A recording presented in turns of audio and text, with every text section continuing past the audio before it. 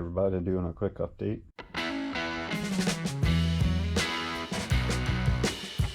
Getting the quarter panel closer. As you can see, I still got some door gap issues, but it's getting closer. Went ahead and put the new door on, not close at all. So as you can see, I'm getting it pulled out closer. I still have some door gap issues to deal with.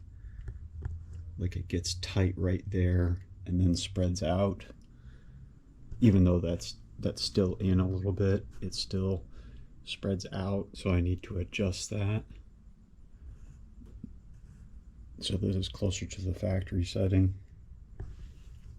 I want it closer to like how it is right there. Getting the damage pulled out. Quarter panel's looking pretty good. Still got fine tuning and different issues to work through, but we're getting there. So got a low spot there. I've got the clamps here because when I was fixing the inner wheel well, it actually pulled away from, because there's a, just like the door has a lip like that. This quarter panel lip is the same way, so I need to fix that because it pulled away right there. So I'm still working through that too. I've got it clamped right now, but I think I'm gonna have to do a little welding once I get them pinched back over. Of course, then I'll have to fix all the damage I did to it by clamping it. But that's par for the course when you're fixing a damaged vehicle. Got some dents. I don't know if you can see them, that I have to fix on this junkyard door.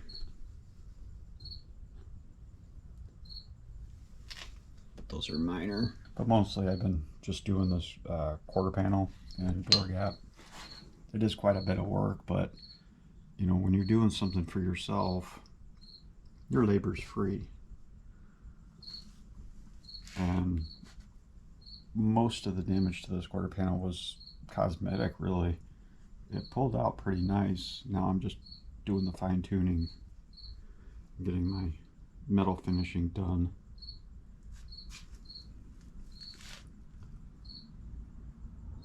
It's got a lot of body lines that kind of come together. This body line here fades in, and then this body line kind of takes over for the flare, and then this body line comes back out on the other side. So you kind of have a lot going on right there. And then you also have this body line here, the scoop area where everybody puts scoops. That fades out right about here and then goes up into this body line. And I've got, you know, minor stuff like that that needs to be welded up. And then occasionally when you're doing a big pull like that, I gotta weld that up.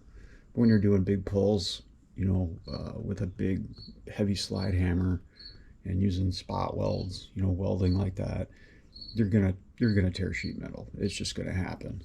So the big thing is that when you tear it, you stop pulling, cut your plate off, weld that spot up. Grind it if you want, if it's in the way. If not, you can just leave it and grind it later. And then you got minor pinhole areas that need to be fixed and stuff like that. But overall, it's coming along pretty good.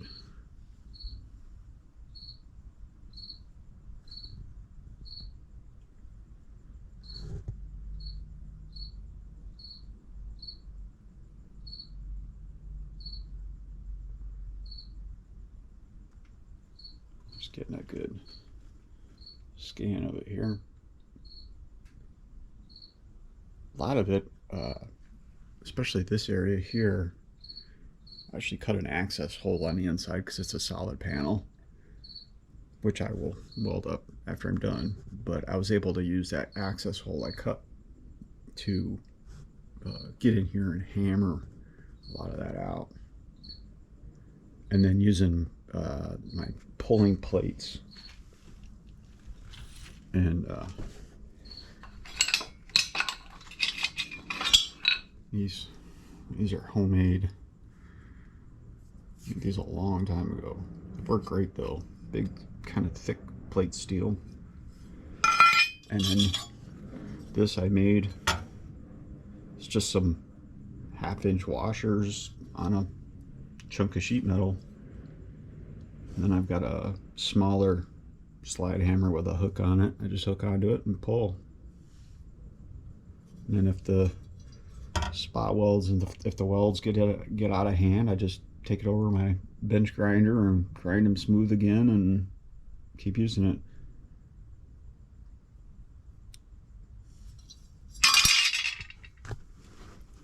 But it's getting there.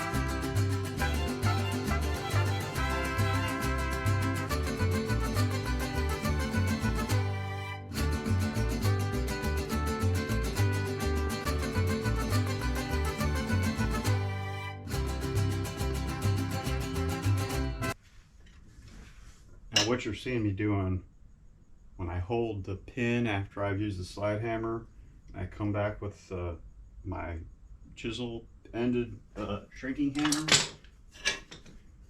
is I'm hitting down surrounding high spots that I find, and sometimes, especially if it's a panel that you can't get to the inside of, I will just weld a pin, stud weld a pin next to the high spot, hold onto that without using the slide hammer, and just tap that down.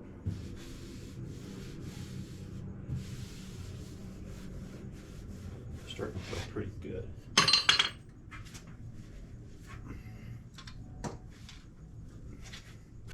Another trick I use these angled wire cutters, dikes, side cutters, wire cutters.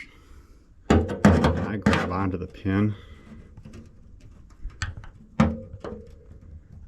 where I get around the head, and I just grip it and twist, and it comes right off.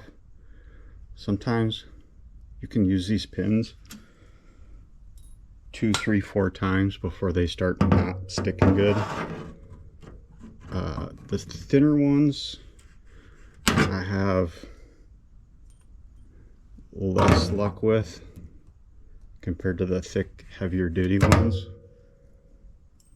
So, like not an endorsement. I'm not getting any of this stuff for free. But these ones here are the 2.2 millimeter standard duty.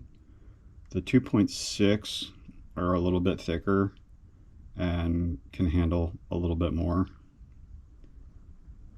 These ones you can usually, these size studs, can usually get 2 or 3 runs out of them. The Unispotter ones, this is the first time using these new ones, these ones here, so I'm yet to find out whether I can reuse them or not. The Unispotter ones, I've been able to, especially the heavy duty ones, I've been able to reuse them a couple of times. But just, you know, every dollar counts, so no sense in using it once and throwing it away when you can use it a couple of times and it saves you a little bit of money. Just snap them off, you know, with the wire cutters and then grind that. But I think that's extra work.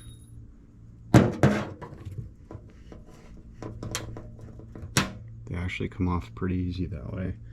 You don't have to use a whole lot of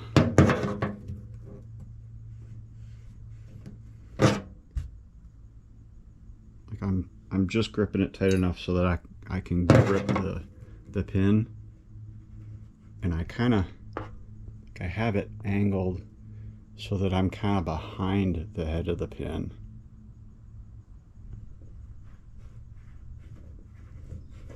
And it pops right off.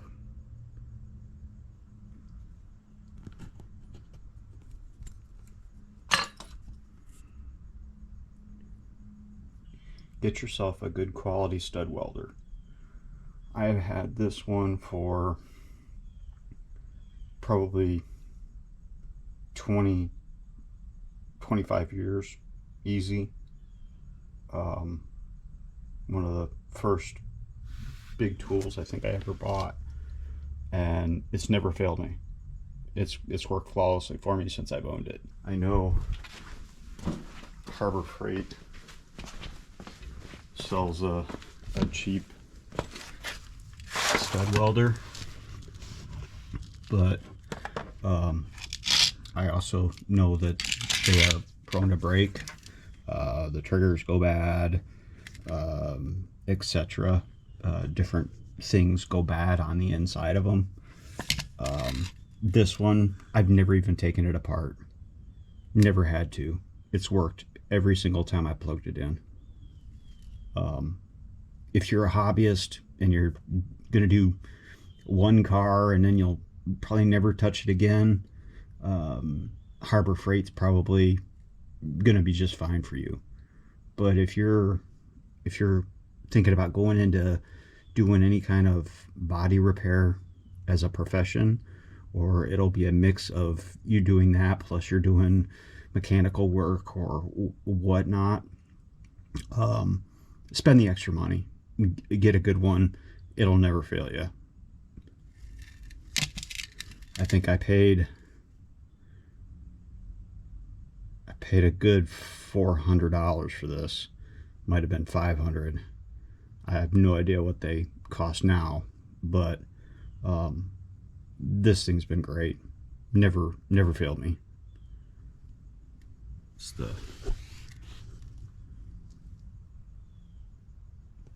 model 5590. It's a good solid case on it. I've used it back to back pins, and never once has the case ever gotten hot where I can't touch it. The tip, yeah, the tip will get hot. You will burn yourself on that thing. And be mindful when you're setting your pins that the surrounding metal, it will get hot. It'll take it a minute to cool down so that you can touch it. But these things do work. They work great.